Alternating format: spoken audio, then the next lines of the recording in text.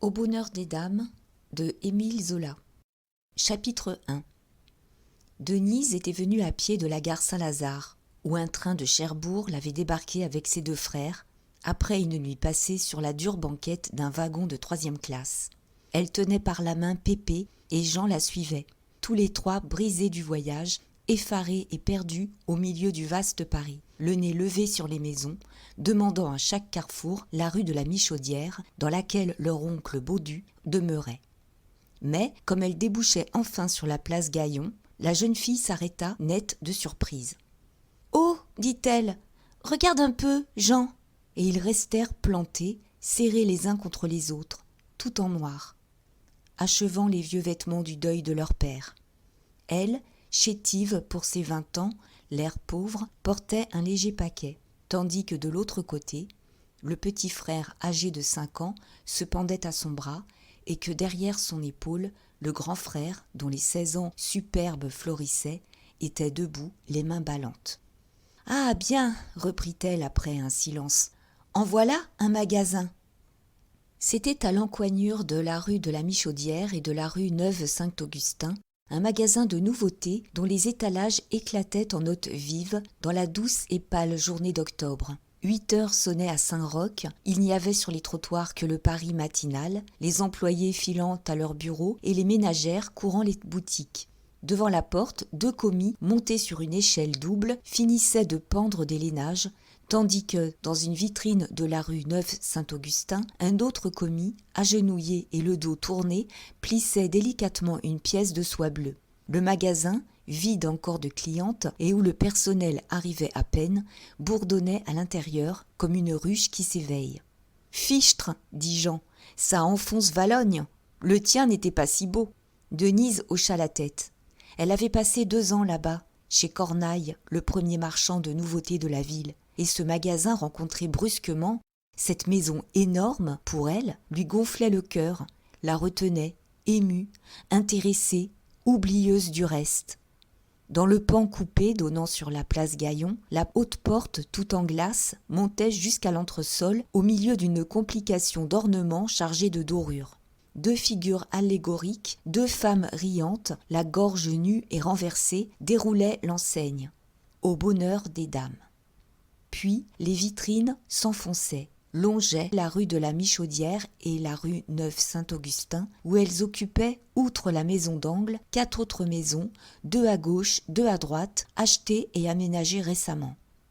C'était un développement qui lui semblait sans fin, dans la fuite de la perspective, avec les étalages du rez-de-chaussée et les glaces sans teint de l'entresol, derrière lesquelles on voyait toute la vie intérieure des comptoirs. En haut, une demoiselle, habillée de soie, taillait un crayon, pendant que, près d'elle, 2 autres dépliaient des manteaux de velours. « Au bonheur des dames !»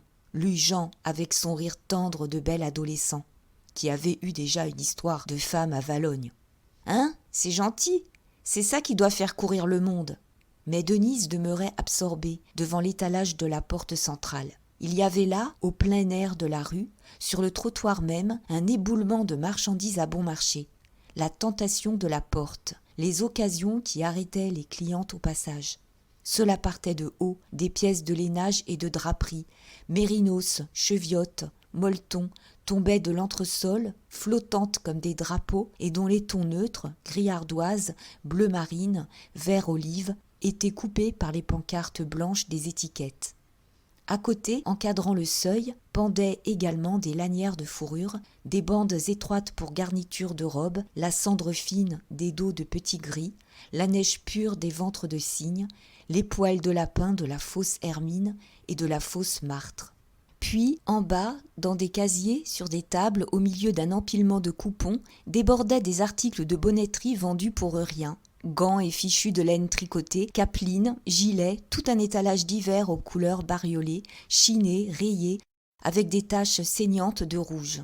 Denise vit une tartanelle à 45 centimes, des bandes de visons d'Amérique à 1 franc et des mitaines à 5 sous. C'était un déballage géant de foire.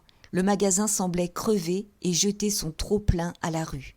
L'oncle Baudu était oublié. Pépé lui-même, qui ne lâchait pas la main de sa sœur, ouvrait des yeux énormes. Une voiture les força tous trois à quitter le milieu de la place. Et, machinalement, ils prirent la rue Neuve-Saint-Augustin. Ils suivirent les vitrines, s'arrêtant de nouveau devant chaque étalage. D'abord, ils furent séduits par un arrangement compliqué. En haut, des parapluies, posés obliquement, semblaient mettre un toit de cabane rustique. Dessous, des bas de soie, pendus à des tringles, montraient des profils arrondis de mollets, les uns semés de bouquets de roses, les autres de toutes nuances. Les noirs à jour, les rouges à coins brodés, les chairs dont le grain satiné avait la douceur d'une peau de blonde. Enfin, sur le drap de l'étagère, des gants étaient jetés symétriquement, avec leurs doigts allongés, leurs paumes étroites de vierge byzantine, cette grâce raidie et comme adolescente des chiffons de femmes qui n'ont pas été portés. Mais la dernière vitrine, surtout les retint. Une exposition de soie, de satin et de velours y épanouissait dans une gamme souple et vibrante les tons les plus délicats des fleurs. Au sommet, les velours d'un noir profond, d'un blanc de l'écaillé, plus bas les satins, les roses, les bleus, aux cassures vives, se décolorant en pâleur d'une tendresse infinie, plus bas encore les soies, toute l'écharpe de l'arc-en-ciel, des pièces retroussées en coques plissées comme autour d'une taille qui se cambre, devenue vivante sous les doigts savants des commis. Et, entre chaque motif, entre chaque phrase colorée de l'étalage, courait un accompagnement discret, un léger cordon bouillonné de foulard crème. C'était là, aux deux bouts, que se trouvaient, en piles colossales, les deux soies dont la maison avait la propriété exclusive, le Paris Bonheur et le cuir d'or, des articles exceptionnels qui allaient révolutionner le commerce des nouveautés. « Oh, cette faille à 5 francs 60 !» murmura Denise, étonnée devant le Paris Bonheur. Jean commençait à s'ennuyer. Il arrêta un passant. « La rue de la Michaudière, monsieur !» Quand on la lui eut indiquée, la première à droite, tous trois revinrent sur leurs pas en tournant autour du magasin. Mais comme elle entrait dans la rue, Denise fut reprise par une vitrine, où étaient exposées des confections pour dames. Chez Cornaille, à Valognes, elle était spécialement chargée des confections, et jamais elle n'avait vu cela. Une admiration la clouait sur le trottoir. Au fond, une grande écharpe en dentelle de Bruges, d'un prix considérable, élargissait un voile d'autel, deux ailes déployées, d'une blancheur rousse. Des volants de points d'Alençon se trouvaient jetés en guirlandes. Puis c'était, à pleine main, un ruissellement de toutes les dentelles, les malines, les valenciennes, les applications de Bruxelles, les points de Venise, comme une tombée de neige. À droite et à gauche, des pièces de drap dressaient des colonnes sombres qui reculaient encore ce lointain de tabernacle. Et les confections étaient là, dans cette chapelle élevée au culte des grâces de la femme, occupant le centre un article hors ligne, un manteau de velours avec des garnitures de renard argenté. D'un côté, une rotonde de soie doublée de petits gris, de l'autre, un paletot de drap bordé de plumes de coq. Enfin, des sorties de bal en cachemire blanc, en matelassé blanc, garnies de cygnes ou de chenilles. Il y en avait pour tous les caprices, depuis les sorties de bal à 29 francs jusqu'aux manteaux de velours affichés 1800 francs. La gorge ronde des mannequins gonflait l'étoffe. Les hanches fortes exagéraient la finesse de la taille. La tête absente était remplacée par une grande étiquette, piquée avec une épingle dans le molleton rouge du col, tandis que les glaces, aux deux côtés de la vitrine, par un jeu calculé, les reflétaient et les multipliaient sans fin, peuplaient la rue de ces belles femmes à vendre, et qui portaient des prix en gros chiffres à la place de tête. « Elles sont fameuses !» murmura Jean, qui ne trouva rien d'autre à dire pour dire son émotion. Du coup, il était lui-même redevenu immobile, la bouche ouverte. Tout ce luxe de la femme le rendait rose de plaisir. Il avait la beauté d'une fille, une beauté qu'il semblait avoir volée à sa sœur, la peau éclatante, les cheveux roux et frisés, les lèvres et les yeux mouillés de tendresse. Près de lui, dans son étonnement, Denise paraissait plus mince encore, avec son visage long, à la bouche trop grande, son teint fatigué déjà, sous sa chevelure pâle. Et Pépé, également blond, d'un blond d'enfance, se serrait davantage contre elle, comme pris d'un besoin inquiet de caresses, troublé et ravi par les belles dames de la vitrine. Ils étaient si singuliers et si charmants sur le pavé, ces trois blonds vêtus pauvrement de noir, cette fille triste entre ce joli enfant et ce garçon superbe, que les passants se retournaient avec des sourires.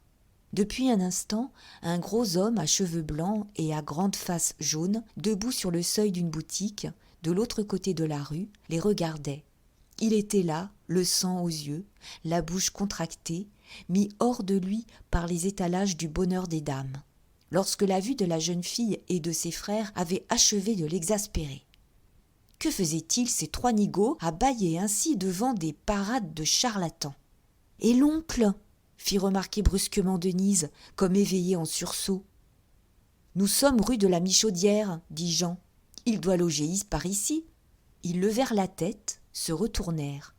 Alors, juste devant eux, au-dessus du gros homme, ils aperçurent une enseigne verte dont les lettres jaunes déteignaient sous la pluie. Aux vieilles Elbeuf, draps et flanelles, Baudu, successeur de Hochecorne. La maison, enduite d'un ancien badigeon rouillé, toute plate au milieu des grands hôtels Louis XIV qui l'avoisinaient, n'avait que 3 fenêtres de façade, et ces fenêtres, carrées, sans persiennes, étaient simplement garnies d'une rampe de fer, 2 barres en croix. Mais dans cette nudité, ce qui frappa surtout Denise, dont les yeux restaient pleins des clairs étalages du bonheur des dames, ce fut la boutique du rez-de-chaussée, écrasée de plafond, surmontée d'un entresol très bas, au bai de prison en demi-lune. Une boiserie de la couleur de l'enseigne, d'un verre-bouteille que le temps avait nuancé d'ocre et de bitume, ménageait à droite et à gauche 2 vitrines profondes, noires, poussiéreuses, où l'on distinguait vaguement des pièces d'étoffes entassées. La porte, ouverte, semblait donner sur les ténèbres humides d'une cave. « C'est là, » reprit Jean. « Eh bien, il faut entrer, » déclara Denise. « Allons, viens, Pépé. » Tous 3, pourtant, se troublaient, saisis de timidité. Lorsque leur père était mort, emporté par la même fièvre qui avait pris leur mère, 1 mois auparavant, l'oncle Baudu, dans l'émotion de ce double deuil, avait bien écrit à sa nièce qu'il y aurait toujours chez lui une place pour elle, le jour où elle voudrait tenter la fortune à Paris. Mais cette lettre remontait déjà à près d'1 année, et la jeune fille se repentait maintenant d'avoir ainsi quitté Valognes en un coup de tête, sans avertir son oncle.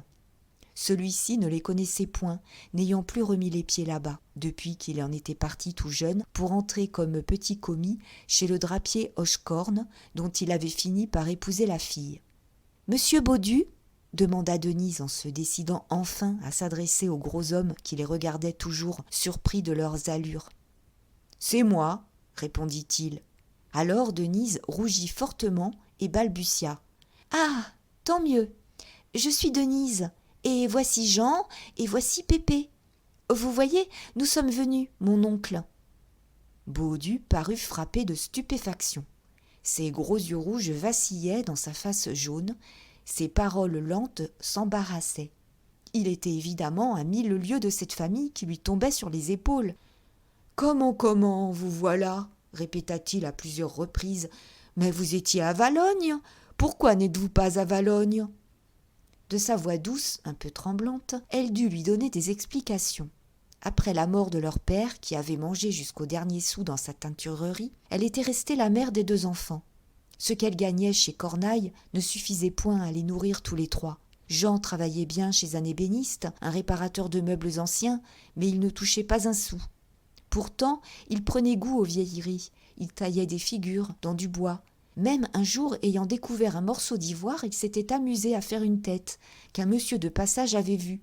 Et justement, c'était ce monsieur qui les avait décidés à quitter Valognes, en trouvant à Paris une place pour Jean, chez un ivoirier.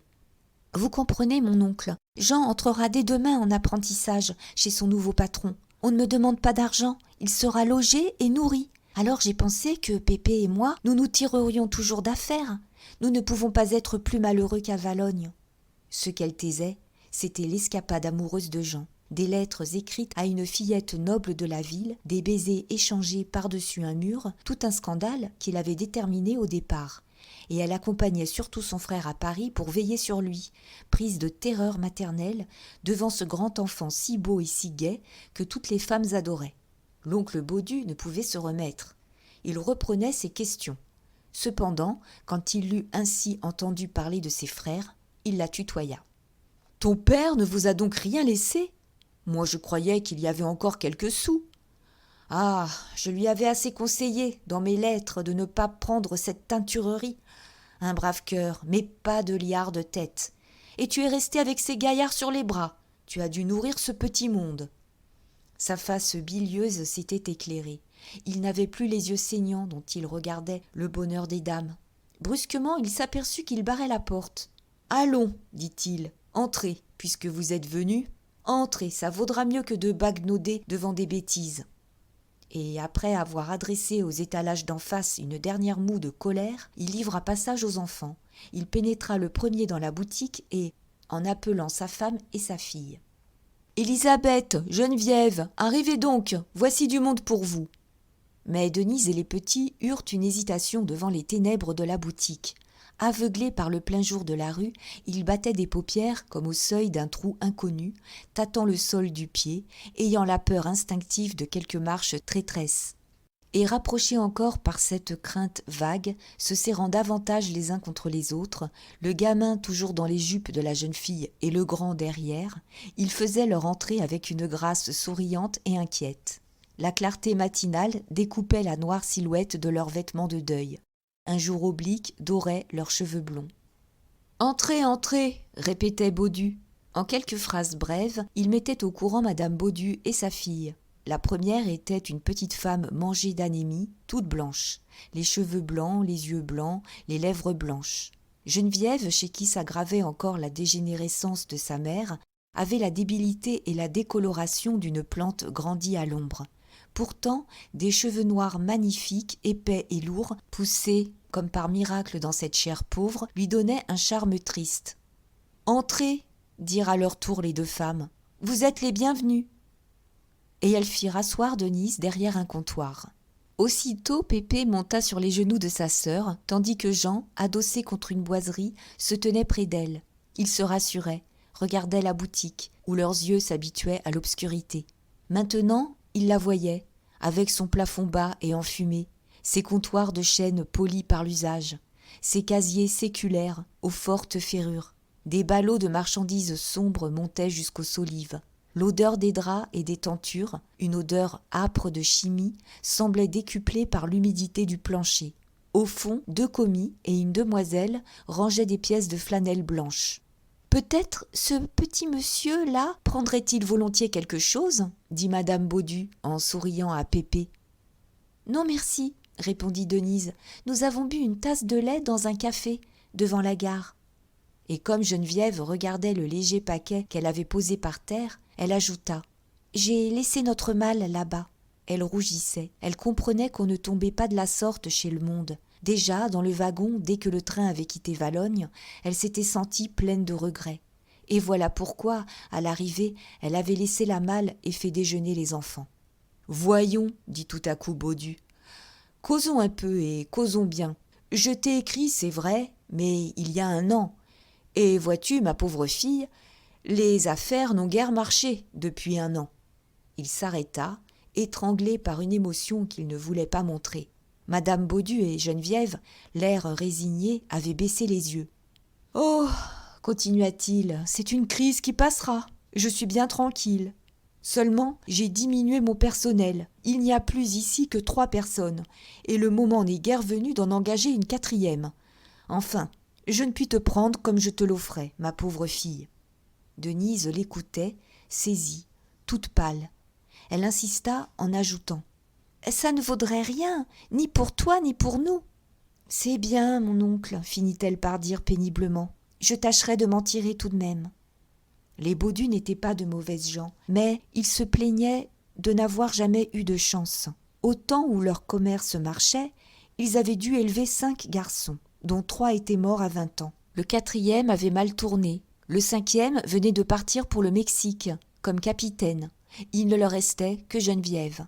Cette famille avait coûté gros, et Baudu s'était achevé en achetant à Rambouillet, le pays du père de sa femme, une grande baraque de maison. Aussi, toute une aigreur grandissait-elle dans sa loyauté maniaque de vieux commerçant. On prévient, reprit-il en se fâchant peu à peu de sa propre dureté. Tu pouvais m'écrire. Je t'aurais répondu de rester là-bas. Quand j'ai appris la mort de ton père, parbleu, je t'ai dit ce qu'on dit d'habitude. Mais tu tombes là, sans crier gare, c'est très embarrassant. Il haussait la voix, il se soulageait. Sa femme et sa fille restaient les regards à terre, en personnes soumises qui ne se permettaient jamais d'intervenir. Cependant, tandis que Jean blêmissait, Denise avait serré contre sa poitrine Pépé terrifiée. Elle laissa tomber 2 grosses larmes. « C'est bien, mon oncle, répéta-t-elle, nous allons nous en aller. » Du coup, il se contint. Un silence embarrassé régna. Puis il reprit d'un ton bourru. « Je ne vous mets pas à la porte. Puisque vous êtes entrés maintenant, vous coucherez toujours en haut ce soir. Nous verrons après. » Alors madame Baudu et Geneviève comprirent, sur un regard, qu'elles pouvaient arranger les choses. Tout fut réglé. Il n'y avait point à s'occuper de Jean. Quant à Pépé, il serait à merveille chez madame Gras, une vieille dame qui habitait un grand rez-de-chaussée rue des Orties, où elle prenait en pension complète des enfants jeunes, moyennant 40 francs par mois. Denise déclara qu'elle avait de quoi payer le premier mois. Il ne restait donc qu'à la placer elle-même. On lui trouverait bien une place dans le quartier. « Est-ce que Vinçart ne demandait pas une vendeuse ?» dit Geneviève. « Tiens, c'est vrai !» cria Baudu. « Nous irons le voir après déjeuner. Il faut battre le fer pendant qu'il est chaud. » Pas un client n'était venu déranger cette explication de famille. La boutique restait noire et vide. Au fond, les 2 commis et la demoiselle continuaient leur besogne, avec des paroles chuchotées et sifflantes. Pourtant, 3 dames se présentèrent. Denise resta seule un instant. Elle baisa Pépé, le cœur gros, à l'idée de leur prochaine séparation. L'enfant, câlin comme un petit chat, cachait sa tête, sans prononcer une parole. Quand madame Baudu et Geneviève revinrent, elles le trouvèrent bien sage, et Denise assura qu'il ne faisait jamais plus de bruit. Il restait muet les journées entières, vivant de caresses. Alors, jusqu'au déjeuner, toutes 3 parlèrent des enfants, du ménage, de la vie à Paris et en province, par phrases courtes et vagues, en parentes un peu embarrassées de ne pas se connaître. Jean était allé sur le seuil de la boutique et n'en bougeait plus, intéressé par la vie des trottoirs, souriant aux jolies filles qui passaient. À 10 heures, une bonne parut. D'ordinaire, la table était servie pour Baudu, Geneviève et le premier commis. Il y avait une seconde table à 11 heures pour madame Baudu, l'autre commis et la demoiselle. « À la soupe !» cria le drapier en se tournant vers sa nièce. Et comme tous étaient assis déjà dans l'étroite salle à manger, derrière la boutique, il appela le premier commis qui s'attardait. « Colomban !» Le jeune homme s'excusa, ayant voulu finir de ranger les flanelles. C'était un gros garçon de 25 ans, lourd et madré. Sa face honnête, à la grande bouche molle, avait des yeux de ruse. « Que diable ! Il y a temps pour tout !» disait Baudu, qui, installé carrément, découpait un morceau de veau froid avec une prudence et une adresse de patron, pesant les minces parts du coup d'œil à 1 gramme près. Il servit tout le monde, coupa même le pain. Denise avait pris Pépé auprès d'elle pour le faire manger proprement. Mais la salle obscure l'inquiétait. Elle la regardait, elle se sentait le cœur serré, elle qui était habituée aux larges pièces nues et claires de sa province. Une seule fenêtre ouvrait sur une petite cour intérieure communiquant avec la rue par l'allée noire de la maison. Et cette cour, trempée, empestée, était comme un fond de puits où tombait un rond de clarté louche. Les jours d'hiver, on devait allumer le gaz du matin au soir. Lorsque le temps permettait de ne pas allumer, c'était plus triste encore. Il fallut un instant à Denise pour accoutumer ses yeux et distinguer suffisamment les morceaux sur son assiette. « Voilà un gaillard qui a bon appétit !» déclara Baudu, en constatant que Jean avait achevé son veau. « S'il travaille autant qu'il mange, ça fera un rude homme. »« Mais toi, ma fille, tu ne manges pas ? Et dis-moi, maintenant qu'on peut causer, pourquoi ne t'es-tu pas mariée à Valognes ?» Denise lâcha son verre qu'elle portait à sa bouche. « Oh, mon oncle, me marier, vous n'y pensez pas ? Et les petits ?» Elle finit par rire, tant l'idée lui semblait baroque. D'ailleurs, est-ce qu'un homme aurait voulu d'elle, sans un sou, pas plus grosse qu'une mauviette, et pas belle encore ? Non, non, jamais elle ne se marierait. Elle avait assez déjà de 2 enfants. « Tu as tort, répétait l'oncle. Une femme a toujours besoin d'un homme. » Si tu avais trouvé un brave garçon, vous ne seriez pas tombé sur le pavé de Paris, toi et tes frères, comme des bohémiens. » Il s'interrompit pour partager de nouveau, avec une parcimonie pleine de justice, un plat de pommes de terre au lard que la bonne apportait. Puis, désignant de la cuillère Geneviève et Colomban, « Tiens, reprit-il, ces deux-là seront mariés au printemps, si la saison d'hiver est bonne. » C'était l'habitude patriarcale de la maison. Le fondateur, Aristide Finet, avait donné sa fille Désirée à son premier commis Hochecorne. Lui, Baudu, débarqué rue de la Michaudière avec 7 francs dans sa poche, avait épousé la fille du père Hochecorne, Élisabeth, et il entendait à son tour céder sa fille Geneviève et la maison à Colomban, dès que les affaires reprendraient. S'il retardait ainsi un mariage décidé depuis 3 ans, c'était par un scrupule, un entêtement de probité. Il avait reçu la maison prospère, il ne voulait point la passer aux mains d'un gendre avec une clientèle moindre et des opérations douteuses. Baudu continua, présenta Colomban, qui était de Rambouillet, comme le père de madame Baudu. Même il existait entre eux un cousinage éloigné. Un gros travailleur qui depuis 10 années trimait dans la boutique et qui avait gagné ses grades rondement. D'ailleurs, il n'était pas le premier venu.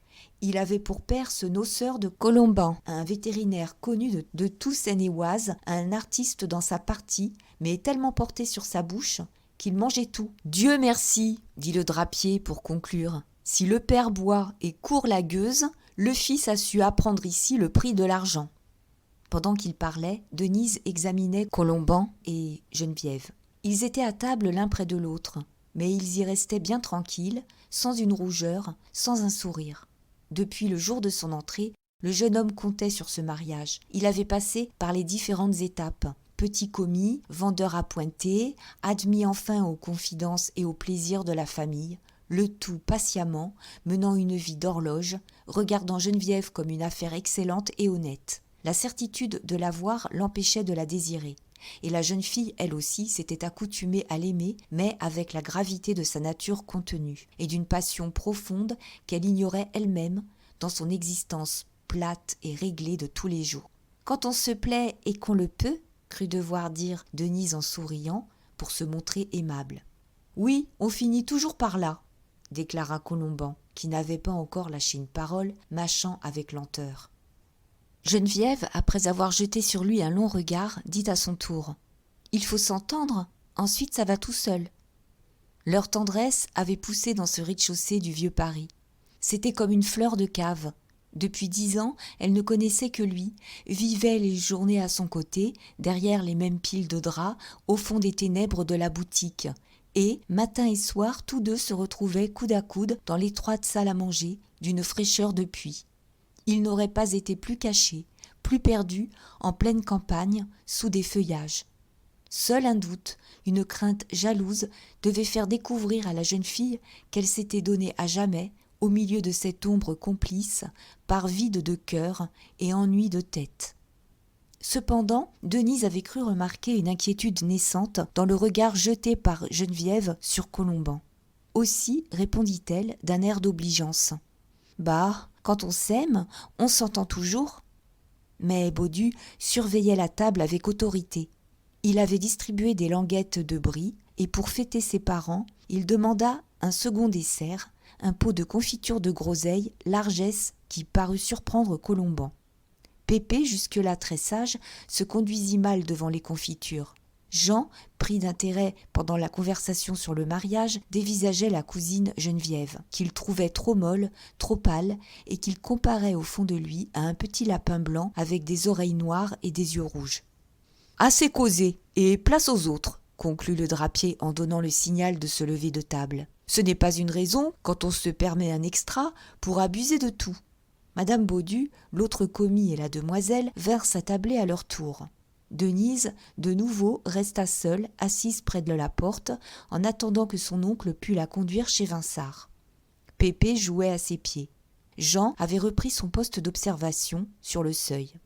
Et pendant près d'1 heure, elle s'intéressa aux choses qui se passaient autour d'elle. De loin en loin entraient des clientes.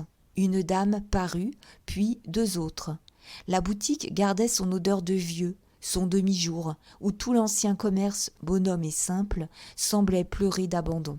Mais de l'autre côté de la rue, ce qui la passionnait, c'était le bonheur des dames, dont elle apercevait les vitrines par la porte ouverte. Le ciel demeurait voilé, une douceur de pluie attiédissait l'air malgré la saison. Et, dans ce jour blanc, où il y avait comme une poussière diffuse de soleil, le grand magasin s'animait en pleine vente. Alors Denise eut la sensation d'une machine, fonctionnant à haute pression et dont le branle aurait gagné jusqu'aux étalages. Ce n'étaient plus les vitrines froides de la matinée. Maintenant, elles paraissaient comme chauffées et vibrantes de la trépidation intérieure. Du monde les regardait. Des femmes arrêtées s'écrasaient devant les glaces. Toute une foule brutale de convoitises. Et les étoffes vivaient dans cette passion du trottoir. Les dentelles avaient un frisson, retombaient et cachaient les profondeurs du magasin, d'un air troublant de mystère. Les pièces de drap, elles-mêmes épaisses et carrées, respiraient, soufflaient une haleine tentatrice, tandis que les paletots se cambraient davantage sur les mannequins qui prenaient une âme, et que le grand manteau de velours se gonflait, souple et tiède, comme sur des épaules de chair, avec les battements de la gorge et le frémissement des reins. Mais la chaleur d'usine dont la maison flambait venait surtout de la vente, de la bousculade des comptoirs qu'on sentait derrière les murs. Il y avait là le ronflement continu de la machine à l'œuvre, un enfournement de clientes entassées devant les rayons, étourdies sous les marchandises, puis jetées à la caisse. Et cela réglé, organisé, avec une rigueur mécanique, tout un peuple de femmes passant dans la force et la logique des engrenages. Denise, depuis le matin, subissait la tentation. Ce magasin, si vaste pour elle, et elle voyait entrer en 1 heure plus de monde qu'il n'en venait chez Cornaille en 6 mois. L'étourdissait et l'attirait, et il y avait dans son désir d'y pénétrer une peur vague qui achevait de la séduire. En même temps, la boutique de son oncle lui causait un sentiment de malaise. C'était un dédain irraisonné, une répugnance instinctive pour ce trou glacial de l'ancien commerce. Toutes ces sensations, son entrée inquiète, l'accueil aigri de ses parents, le déjeuner triste sous un jour de cachot, son attente au milieu de la solitude ensommeillée de cette vieille maison agonisante, se résumaient en une sourde protestation, en une passion de la vie et de la lumière. Et malgré son bon cœur, ses yeux retournaient toujours au bonheur des dames, comme si la vendeuse en elle avait eu le besoin de se réchauffer au flamboiement de cette grande vente. « En voilà qui ont du monde au moins !» laissa-t-elle échapper. Mais elle regretta cette parole en apercevant les Baudu près d'elle. Madame Baudu, qui avait achevé de déjeuner, était debout, toute blanche, ses yeux blancs fixés sur le monstre. Et, résignée, elle ne pouvait le voir, le rencontrer ainsi de l'autre côté de la rue, sans qu'un désespoir muet gonflât ses paupières. Quant à Geneviève, elle surveillait avec une inquiétude croissante Colomban, qui, ne se croyant pas guetté, restait en extase, les regards levés sur les vendeuses des confections, dont on apercevait le comptoir, derrière les glaces de l'entresol. Baudu, la bile au visage, se contenta de dire « Tout ce qui reluit n'est pas d'or. Patience !» La famille, évidemment, renfonçait le flot de rancune qui lui montait à la gorge. Une pensée d'amour-propre l'empêchait de se livrer si vite devant ses enfants arrivés du matin. Enfin, le drapier fit un effort, se détourna pour s'arracher au spectacle de la vente d'en face. « Eh bien, reprit-il, voyons chez Vinçart. Les places sont courues, demain il ne serait plus temps peut-être. » Mais, avant de sortir, il donna l'ordre au second commis d'aller à la gare prendre la malle de Denise. De son côté, Madame Baudu, à laquelle la jeune fille confiait Pépé, décida qu'elle profiterait d'un moment pour mener le petit rue des Orties chez Madame Gras afin de causer et de s'entendre. Jean promit à sa sœur de ne pas bouger de la boutique. « Nous en avons pour 2 minutes, » expliqua Baudu, pendant qu'il descendait la rue Gaillon avec sa nièce. Vinçart a créé une spécialité de soie où il fait encore des affaires. Oh, il a de la peine comme tout le monde, mais c'est un finaud qui joint les 2 bouts par une avarice de chien. Je crois pourtant qu'il veut se retirer à cause de ses rhumatismes. Le magasin se trouvait rue Neuve des Petits Champs, près du passage Choiseul. Il était propre et clair, d'un luxe tout moderne. Petit pourtant, et pauvre de marchandises. Baudu et Denise trouvèrent Vinçart en grande conférence avec deux messieurs. « Ne vous dérangez pas, cria le drapier, nous ne sommes pas pressés, nous attendrons. » Et revenant par discrétion vers la porte, se penchant à l'oreille de la jeune fille, il ajouta « Le maigre est au bonheur, second à la soie, et le gros est un fabricant de lions. » Denise comprit que Vinçart poussait son magasin à Robineau, le commis du bonheur des dames.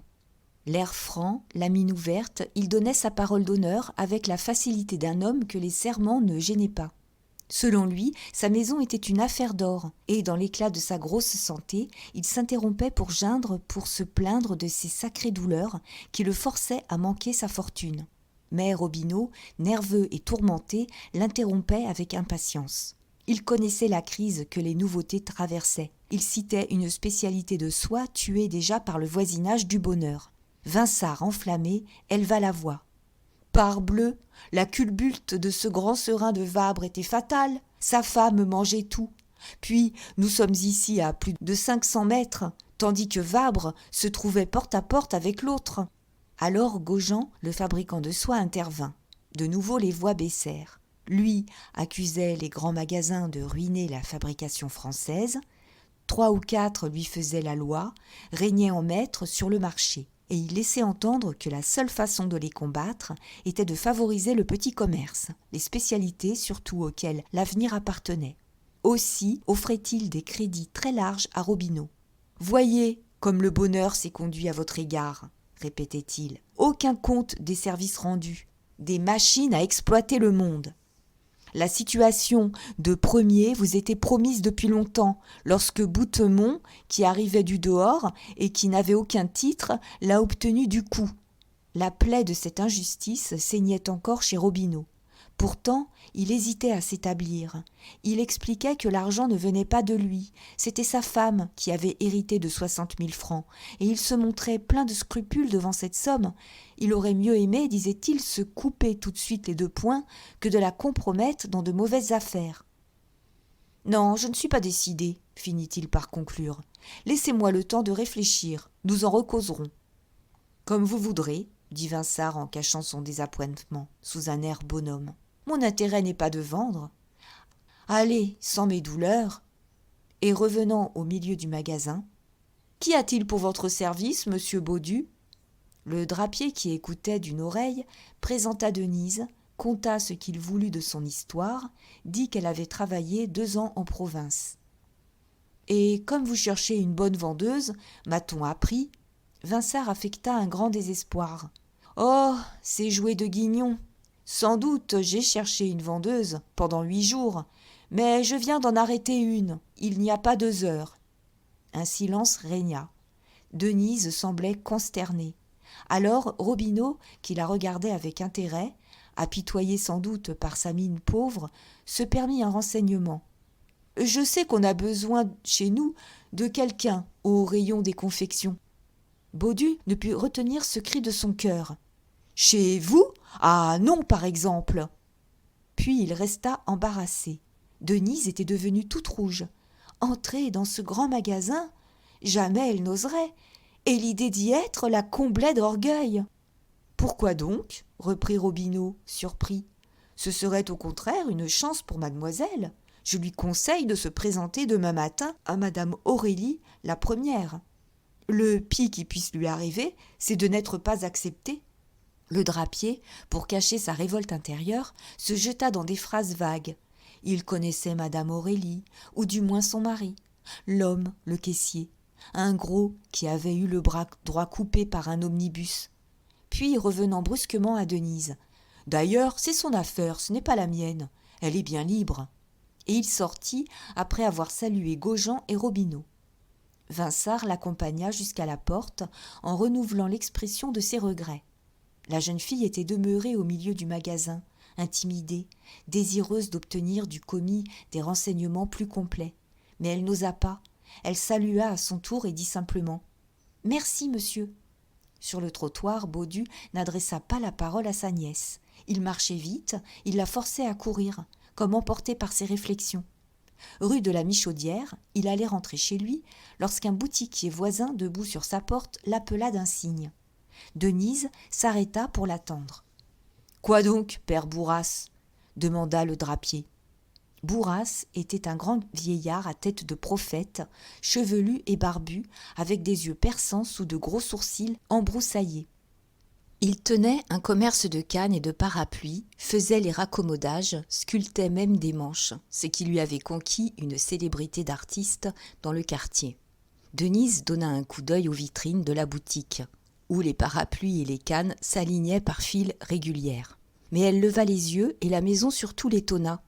Une masure prise entre le bonheur des dames et un grand hôtel Louis XIV, poussé on ne savait comment dans cette fente étroite, au fond de laquelle ces 2 étages bas s'écrasaient.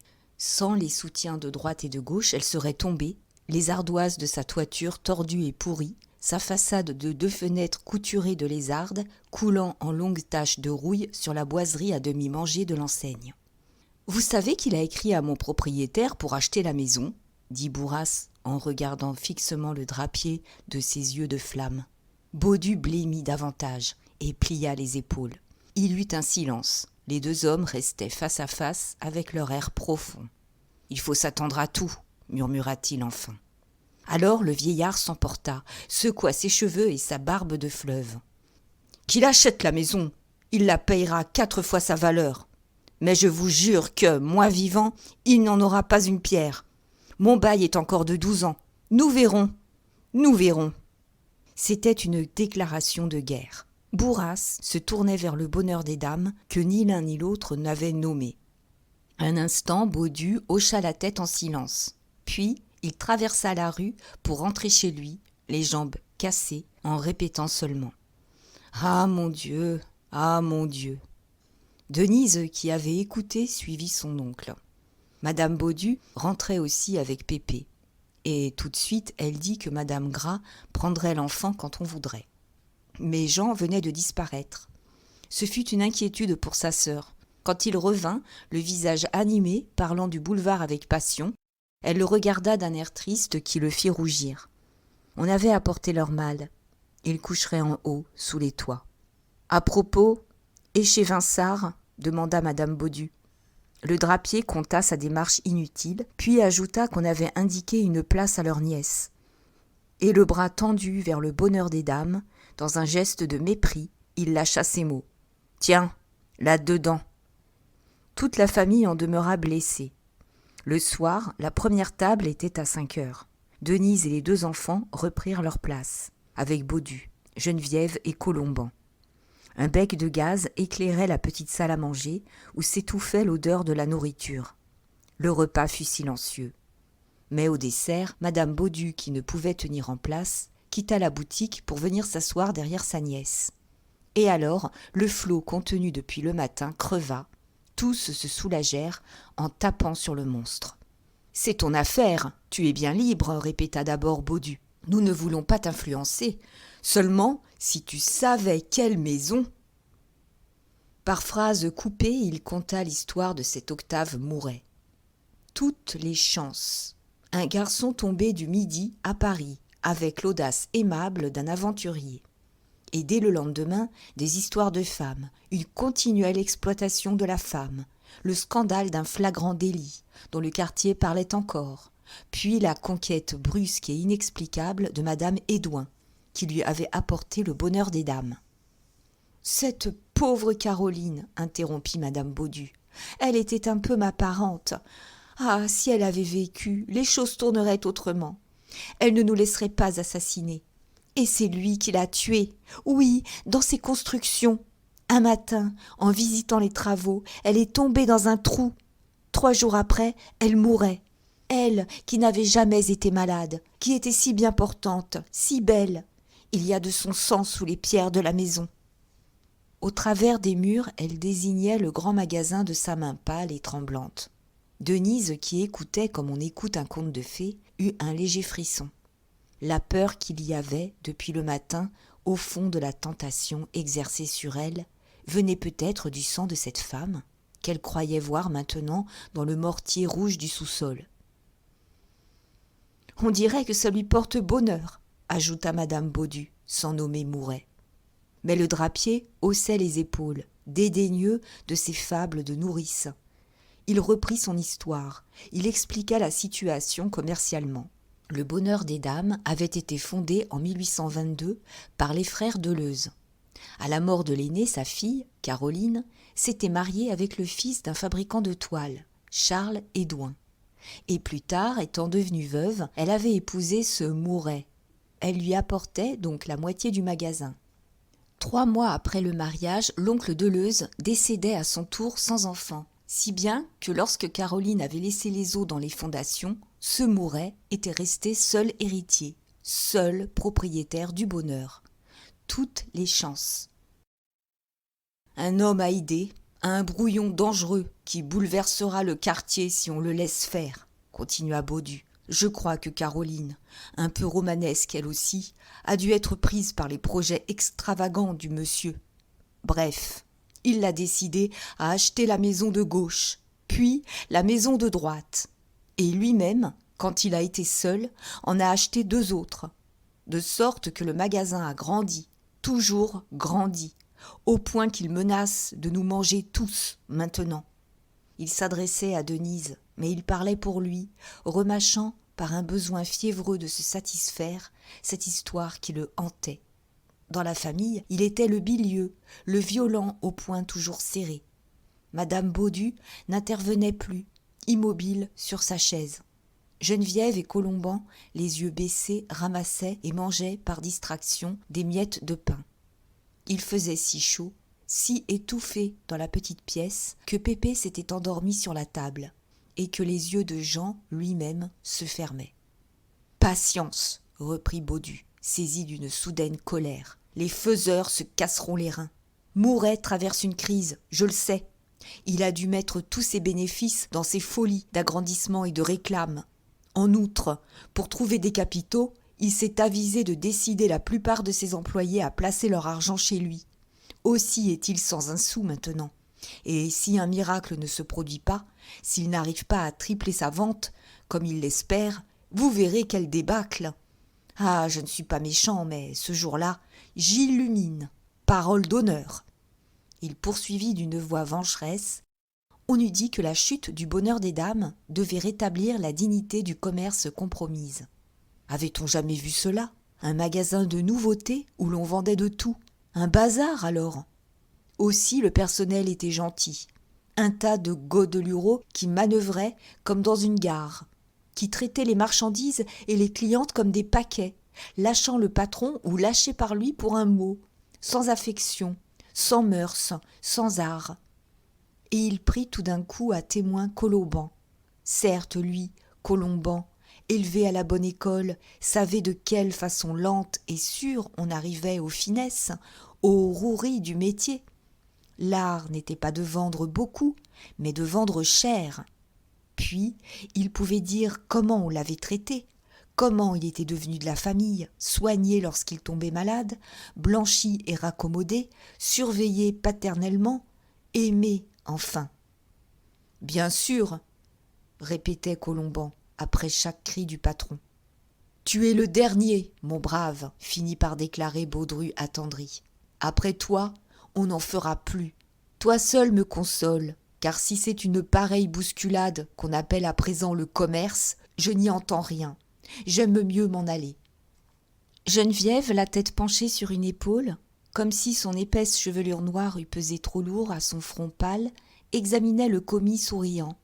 Et dans son regard, il y avait un soupçon, un désir de voir si Colomban, travaillé d'un remords, ne rougirait pas sous de tels éloges. Mais, en garçon rompu aux comédies du vieux négoce, il gardait sa carrure tranquille, son air bonasse, avec son pli de ruse aux lèvres. Cependant, Baudu criait plus fort, en accusant ce déballage d'en face, ces sauvages qui se massacraient entre eux avec leur lutte pour la vie, d'en arriver à détruire la famille. Et il citait leurs voisins de campagne, les Lhomme, la mère, le père, le fils, tous les 3 employés dans la baraque, des gens sans intérieur, toujours dehors, ne mangeant chez eux que le dimanche, une vie d'hôtel et de table d'hôte enfin. Certes, sa salle à manger n'était pas grande. On aurait pu même y souhaiter plus de jour et plus d'air. Mais au moins sa vie tenait là. Il y avait vécu dans la tendresse des siens.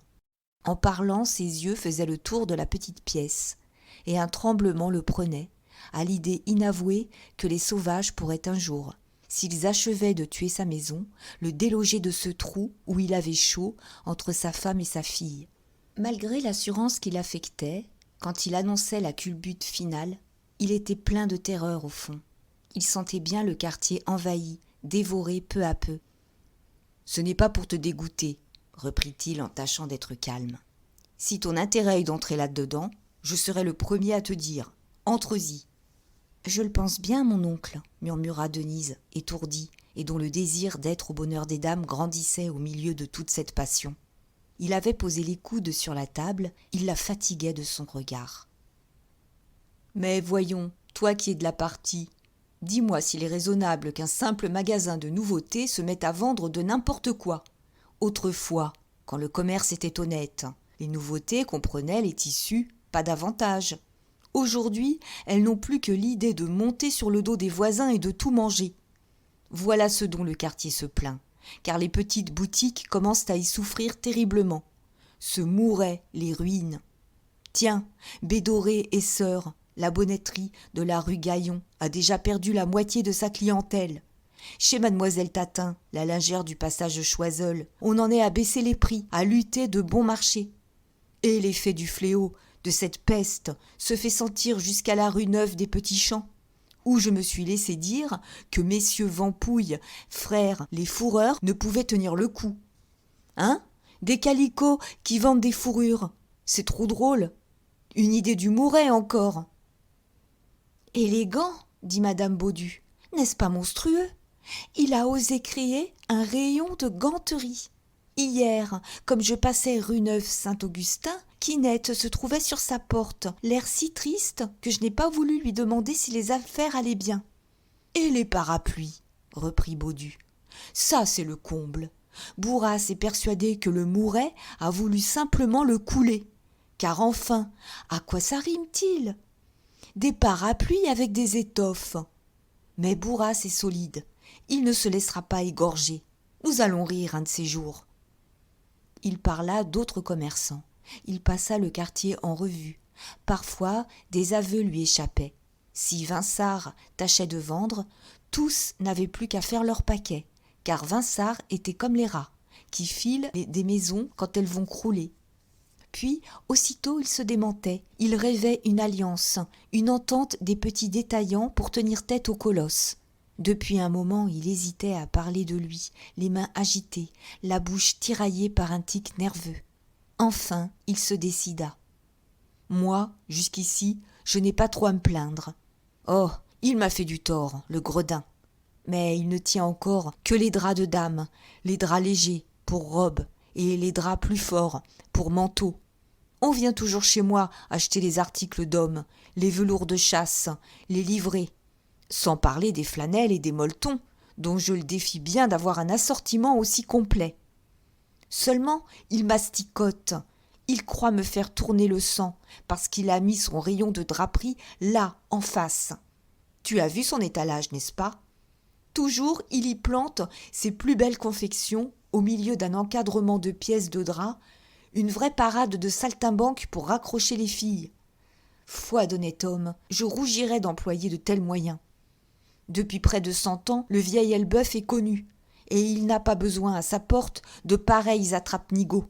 Tant que je vivrai, la boutique restera telle que je l'ai prise, avec ses 4 pièces d'échantillon à droite et à gauche, pas davantage. L'émotion gagnait toute la famille. Geneviève se permit de prendre la parole après un silence. « Notre clientèle nous aime, papa. Il faut espérer. Aujourd'hui encore, madame Desforges et madame de Boves sont venues. J'attends madame Marty pour des flanelles. » « Moi, déclara Colomban, j'ai reçu hier une commande de madame Bourdelais. Il est vrai qu'elle m'a parlé d'une cheviote anglaise affichée en face 10 sous meilleur marché, la même que chez nous, paraît-il. » « Et dire, murmura madame Baudu de sa voix fatiguée, que nous avons vu cette maison-là grande comme un mouchoir de poche. Parfaitement, ma chère Denise. Lorsque les Deleuze l'ont fondée, elle avait seulement une vitrine sur la rue Neuve-Saint-Augustin. Un vrai placard, où 2 pièces d'indienne s'étouffaient avec 3 pièces de calicot. On ne pouvait pas se retourner dans la boutique tant c'était petit. À cette époque, le vieil Elbeuf, qui existait depuis plus de 60 ans, était déjà tel que tu le vois aujourd'hui. Ah, tout cela est changé, bien changé. Elle secouait la tête. Ses paroles lentes disaient le drame de sa vie. Née au vieil Elbeuf, elle en aimait jusqu'aux pierres humides. Elle ne vivait que pour lui et par lui. Et autrefois, glorieuse de cette maison, la plus forte, la plus richement achalandée du quartier, elle avait eu la continuelle souffrance de voir grandir peu à peu la maison rivale, d'abord dédaignée, puis égale en importance, puis débordante, menaçante. C'était pour elle une plaie toujours ouverte. Elle se mourait du vieil Elbeuf humilié, vivant encore ainsi que lui par la force de l'impulsion, mais sentant bien que l'agonie de la boutique serait la sienne et qu'elle s'éteindrait le jour où la boutique fermerait. Le silence régna. Baudu battait la retraite du bout des doigts sur la toile cirée. Il éprouvait une lassitude, presque un regret de s'être ainsi soulagé une fois de plus. Dans cet accablement, toute la famille d'ailleurs, les yeux vagues, continuait à remuer les amertumes de son histoire. Jamais la chance ne leur avait souri. Les enfants étaient élevés, la fortune venait, lorsque brusquement la concurrence apportait la ruine. Et il y avait encore la maison de Rambouillet, cette maison de campagne où le drapier faisait depuis 10 ans le rêve de se retirer. Une occasion, disait-il, une antique bâtisse qu'il devait réparer continuellement, qu'il s'était décidé à louer et dont les locataires ne le payaient point. Ses derniers gains passaient là. Il n'avait eu que ce vice dans sa probité méticuleuse, obstiné aux vieux usages. « Voyons, déclara-t-il brusquement, il faut laisser la table aux autres. En voilà des paroles inutiles. » Ce fut comme un réveil. Le bec de gaz sifflait dans l'air mort et brûlant de la petite pièce. Tous se levèrent en sursaut, rompant le triste silence. Cependant, Pépé dormait si bien qu'on l'allongea sur des pièces de molleton. Jean, qui bâillait, était déjà retourné à la porte de la rue. « Et pour finir, tu feras ce que tu voudras, » répéta de nouveau Baudu à sa nièce. « Nous te disons les choses, voilà tout. Mais tes affaires sont tes affaires. » Il la pressait du regard. Il attendait une réponse décisive.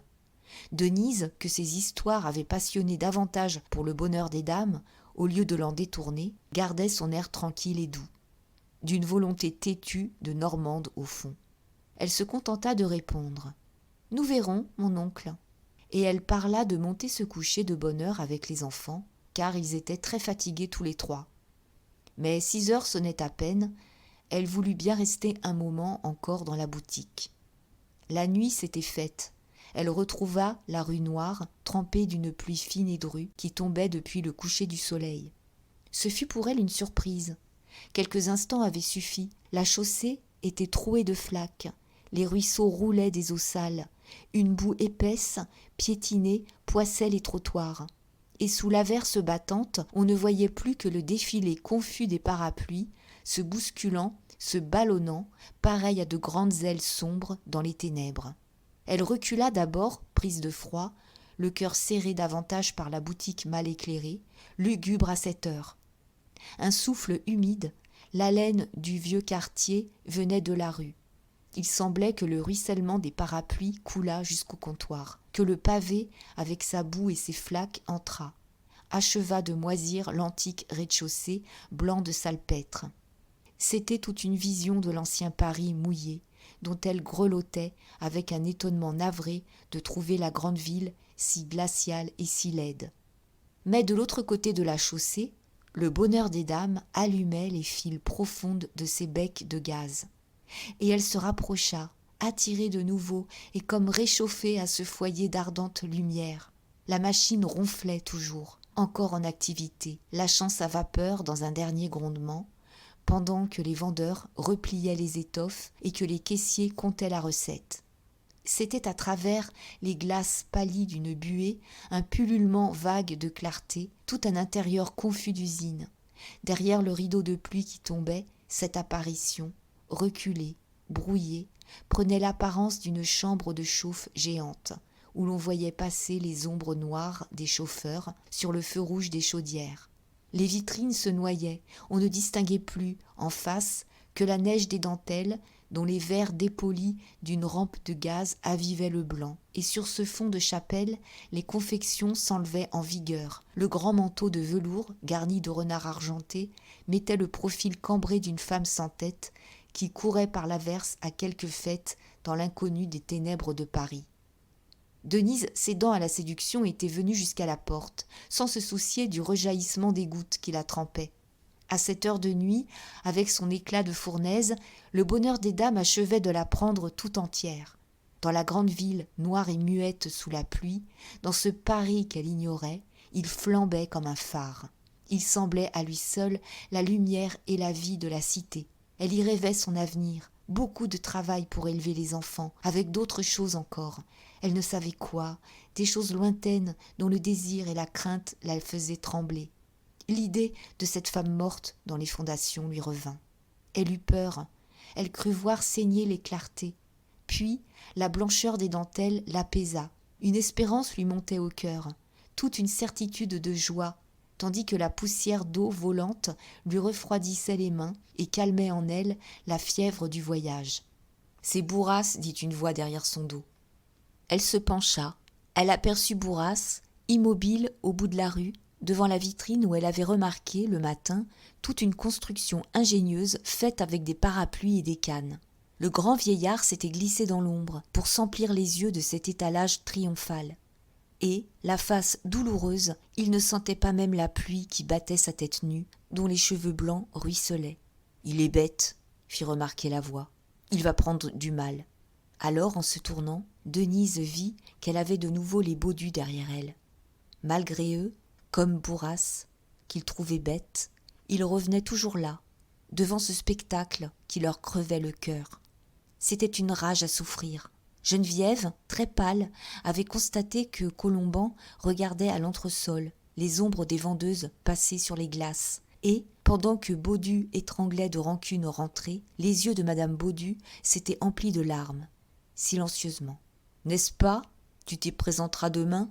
finit par demander le drapier, tourmenté d'incertitude, et sentant bien d'ailleurs que sa nièce était conquise, comme les autres. Elle hésita, puis avec douceur. « Oui, mon oncle, à moins que cela ne vous fasse trop de peine. »